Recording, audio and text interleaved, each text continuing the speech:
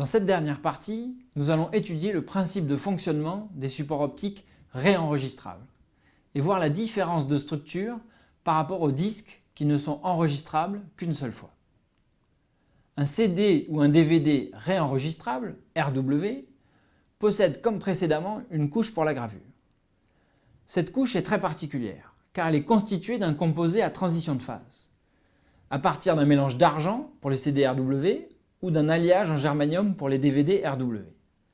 Cette couche est entourée par deux couches d'isolant électrique et d'une couche thermoconductrice qui, comme son nom l'indique, conduit la chaleur. L'élément clé de ces supports est le composé à transition de phase. Revenons en détail sur les propriétés de ce composé. À température élevée, au-delà de 600 degrés, ce composé est dans un état liquide. Les molécules sont donc très mobiles. Si on refroidit ce composé, en dessous de 200 degrés environ, alors il va passer à l'état solide. Deux états sont possibles. Soit le solide sera bien ordonné, c'est l'état cristallin, soit ce composé sera dans un état désordonné, c'est l'état solide amorphe. C'est l'existence de ces deux états qui permet d'enregistrer et d'effacer à volonté. Voyons pourquoi. Au-delà de 600 degrés, les molécules sont mobiles. Si leur refroidissement est suffisamment lent, alors le composé va rester suffisamment longtemps autour de la température de cristallisation du composé, qui est autour de 200 degrés. Le composé va alors passer à l'état solide cristallin. En revanche, si le refroidissement est rapide, les molécules sont piégées dans leur configuration et le composé passera dans un état solide amorphe. Les véritables modifications de structure sont données ici.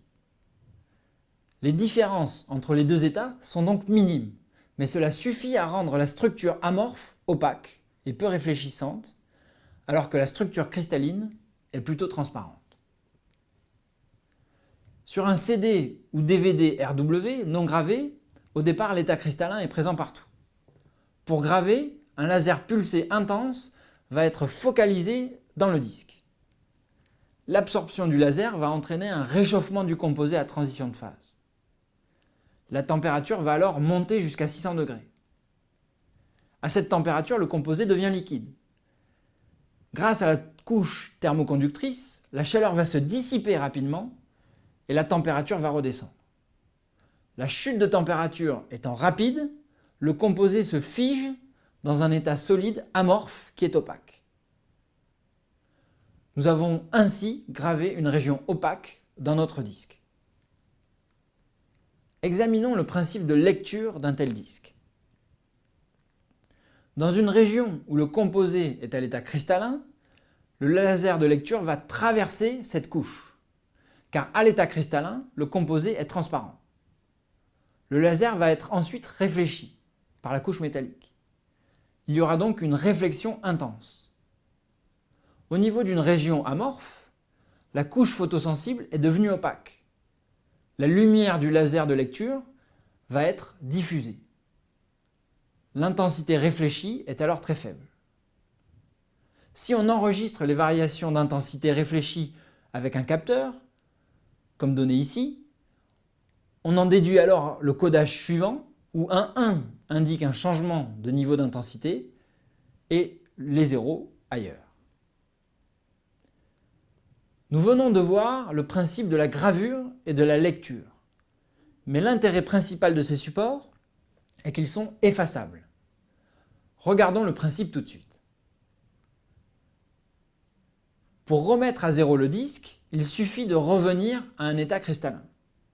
Pour cela, il suffit de maintenir suffisamment longtemps une température proche de la température de cristallisation, grâce à un laser. Un laser va donc chauffer en maintenant une température autour de 200 degrés pendant suffisamment longtemps.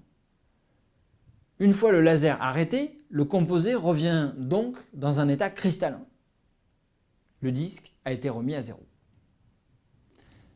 Examinons maintenant quelques aspects thermodynamiques de la gravure et essayons de déterminer le temps d'exposition qu'il faut pour graver et remettre à zéro le disque.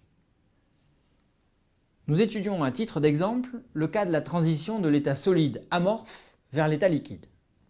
cette transition de phase nécessite un apport d'énergie. La variation de température ΔT pour le composé à transition de phase est donnée par le premier principe de la thermodynamique, qui caractérise les différents échanges d'énergie. Dans cette équation, nous avons assimilé la capacité calorifique de l'état amorphe à celle du liquide. Le laser fournit de l'énergie par absorption au composé, qui s'écrit sous la forme P absorbé fois ΔT. La transition de l'état amorphe vers l'état liquide s'accompagne aussi d'un transfert de chaleur. Pour passer à l'état liquide, le composé va consommer de l'énergie. Notez ici M fois L, où L est la chaleur latente, c'est-à-dire la quantité d'énergie nécessaire pour faire passer 1 kg de composé solide, amorphe, à l'état liquide. Enfin, il y a le terme de perte thermique, à cause des couches au-dessus et au-dessous, et notamment à cause de la couche thermoconductrice. Pour la suite, nous allons essayer de donner un ordre de grandeur de ΔT, le temps d'exposition. La variation de température est surtout due à l'absorption du laser.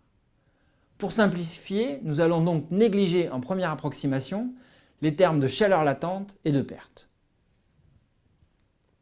Dans ce cas, en utilisant les données de la littérature et en utilisant un diamètre de faisceau laser de 1,1 micromètre, on peut estimer la masse de composé chauffé, représentée en rouge sur le schéma, et donnée par cette formule où H est l'épaisseur de la couche.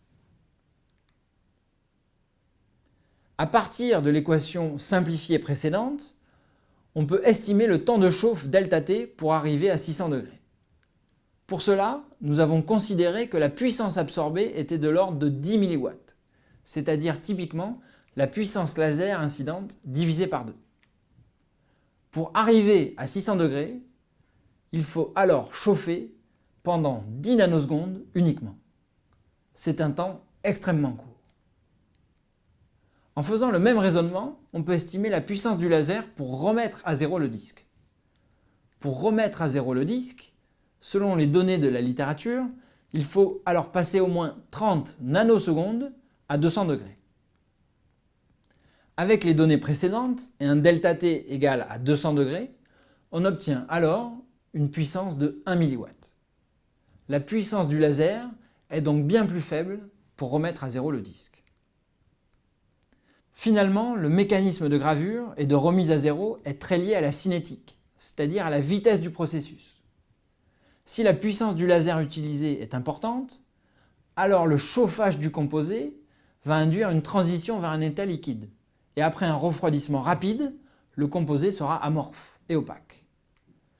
Si le chauffage est suffisamment long et à faible puissance, le composé redeviendra cristallin et le disque sera remis à zéro. Ces temps d'exposition peuvent paraître très courts, pourtant ils limitent la vitesse de gravure de nos disques. Nous avons maintenant fini d'explorer la physique des CD, DVD et Blu-ray. Nous réutiliserons ces notions de diffraction lors de la dernière semaine sur le smartphone. D'ici là, n'hésitez pas à poser vos questions sur les forums et à regarder les vidéos d'immersion en laboratoire. À très bientôt!